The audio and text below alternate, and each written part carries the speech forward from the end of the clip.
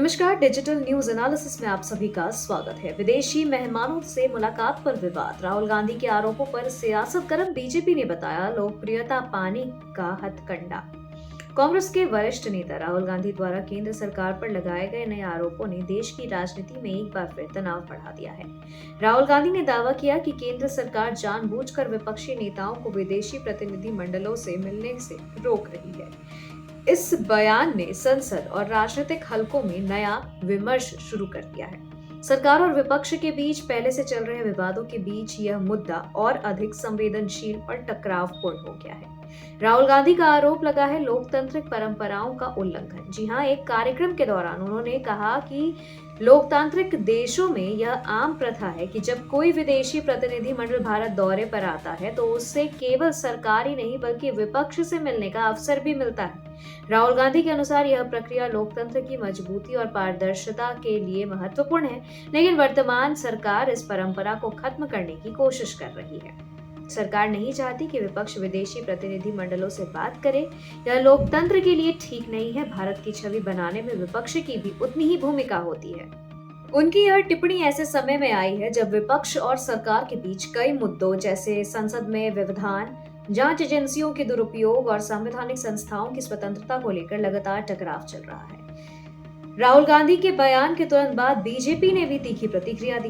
केंद्रीय मंत्री सतीश चंद्र दूबे ने आरोप लगाया कि राहुल गांधी हमेशा राजनीति का लाभ उठाने के लिए ऐसे विवादास्पद बयान देते हैं। राहुल गांधी विदेशी मंचों पर जाकर देश की छवि खराब करते हैं, इसलिए उनके बयान पर गंभीरता से सोचने की जरूरत नहीं है। उनके आरोप पूरी तरीके से निराधार हैं। उन्होंने आगे कहा कि भारत दुनिया के सबसे मजबूत लोकतंत्रों में से एक है और अंतर्राष्ट्रीय समुदाय इसे सम्मान की दृष्टि से देखता है। दूबे के अनुसार विपक्ष को शिकायत है तो उसे संसद में मुद्दा उठाना चाहिए, न कि विदेशी संदर्भ जोड़कर देश को बदनाम करना चाहिए। विशेषज्ञों के अनुसार लोकतांत्रिक देशों में विपक्ष की भूमिका विदेशी प्रतिनिधि मंडलों की बातचीत का महत्वपूर्ण हिस्सा होती है।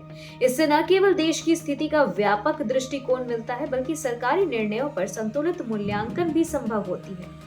विशेषज्ञों का कहना है कि यदि केंद्र सरकार विपक्ष की सहभागिता को सीमित कर रही है तो यह लोकतंत्र खुलापन कमजोर करने जैसा कदम माना जाएगा। वहीं विपक्ष का यह आरोप भी राजनीतिक फायदा लेने की रणनीति के रूप में देखा जा सकता है। क्या यह विवाद बड़ा राजनीतिक मुद्दा बनेगा? राहुल गांधी और बीजेपी के बीच यह आरोप प्रत्यारोप का दौर नया नहीं है। पिछले कुछ वर्षों में विपक्ष लगातार सरकार पर लोकतांत्रिक संस्थाओं को कमजोर करने के आरोप लगाता आया है, जबकि सरकार इन आरोपों को भ्रामक और राजनीतिक मानती रही है। अब सवाल यह है कि क्या यह विवाद केवल बयानबाजी तक सीमित रहेगा या संसद में भी इसका असर दिखेगा? क्या सरकार और विपक्ष इस मुद्दे पर संवाद स्थापित कर पाएंगे? फिलहाल स्थिति यह दर्शाती है कि राजनीतिक ध्रुवीकरण और गहराएगा। लोकतंत्र की मजबूती की बात करने वाले दोनों पक्षों के लिए चुनौती यह है कि वे पारदर्शिता और सहयोग के सिद्धांतों को स्थापित करने की दिशा में कितना आगे बढ़ते हैं। राहुल गांधी के आरोपों और बीजेपी की तीखी प्रतिक्रिया ने एक बार फिर राजनीतिक बहस को गरमा दिया है। यह देखना दिलचस्प होगा कि क्या आगामी समय में दोनों पक्ष संवाद की ओर बढ़ते हैं या यह मामला भी अन्य विवादों की तरह केवल राजनीतिक बयानबाजी तक सिमट कर रह जाएगा।